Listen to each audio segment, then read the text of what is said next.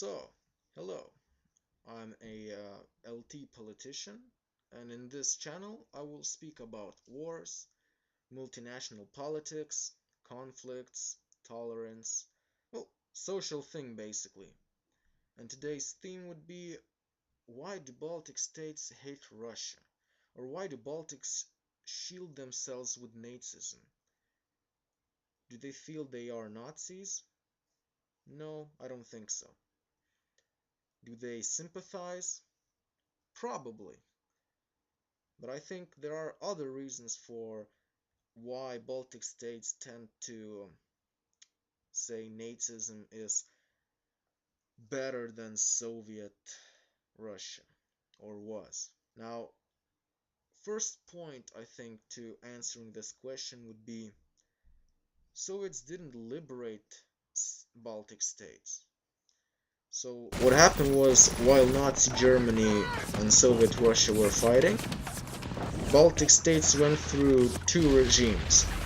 It was first Soviet occupation, then the Operation Barbarossa. So Nazism came, and then when Russians pushed back the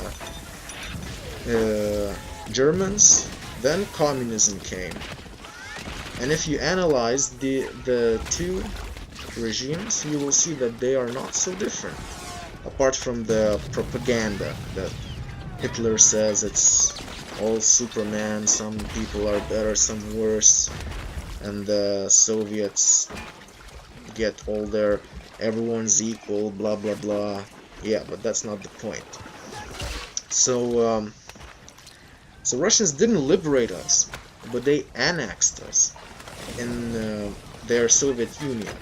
So they in a way they didn't came, liberated us, and went back to Russia. Take Americans for example. When Americans came to Western Europe, they defeated Nazis, stayed in Europe for some time, and left the countries to prosper. While Eastern Europe was under Soviet control from 1944, I think, to 1991. There was no Lithuania, Latvia, or Estonia at that time. There was only Soviet Union. So they were not fighting for Eastern Europe, to say the least. They were just fighting for Russia. And since they liberated us, they thought, well, they're not so strong, why not just make them a part of Soviet Union? How nice. And you call that liberation? That is not liberation. That is full occupation. That is even worse. That is annexation of the countries. That annexation. That is deduction. That is deduction of its values. They didn't allow us to read or write or behave Lithuanian. They tried to change everything to Russian. So we have every reason to say those were not liberators, those were occupiers, those were scum. Okay, so the second point is, after Russians annexed Baltic states, they started killing innocent people because they thought they were collaborating with some Americans or Germans.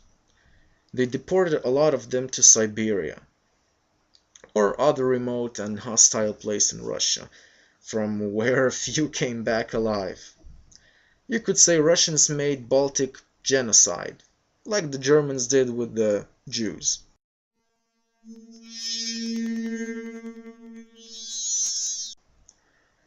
Because they came, they deported a lot of people, because they wanted to make room for Russians to come and, in a way, mix with Lithuanian blood and take away their homes. For some reason, they are proud of that. So, whenever they celebrate the 9th of May, they are so proud they did the right thing. So, what Russians could do is to say sorry for what happened. That's at least what they can do.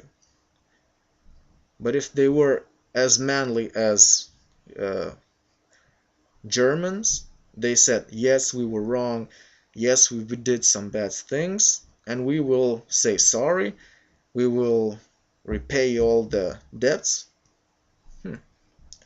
That's the way it should have been done. But now, what did they do? They say, no, we didn't do anything. We were liberators. You should be thankful. Thankful for what? Thankful for occupying our countries? Thankful for killing our ancestors? Thankful for denying us Lithuanian heritage? I don't think so.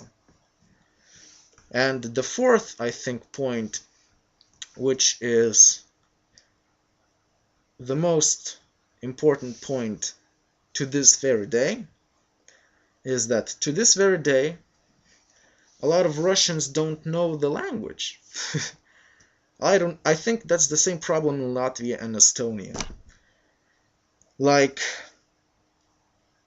if a Russian was living here from the World War II, or at least a bit later, he can't even say hello in our country's own language.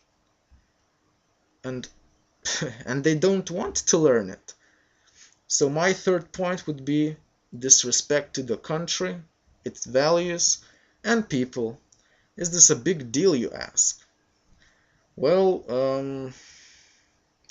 for me and a lot of other people, I think it is, and it shows.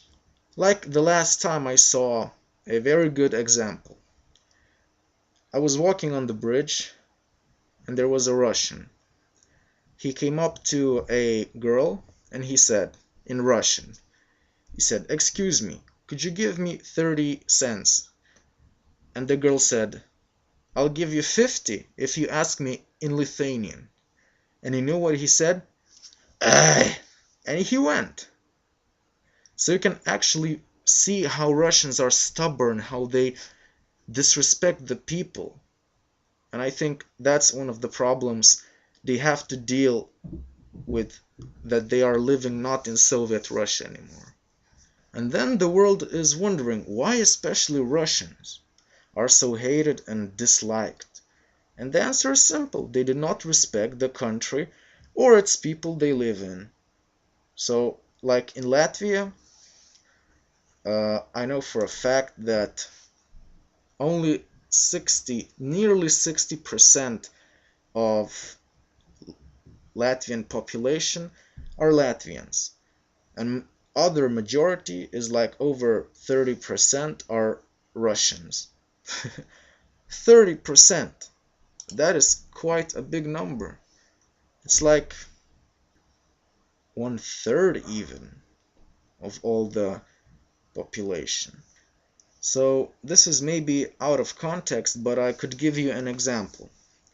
I know a Turkish man who has his own shop here in Vilnius, and he speaks Lithuanian. And I was just curious, and I asked him, "Why did you learn Lithuanian, not Russian?"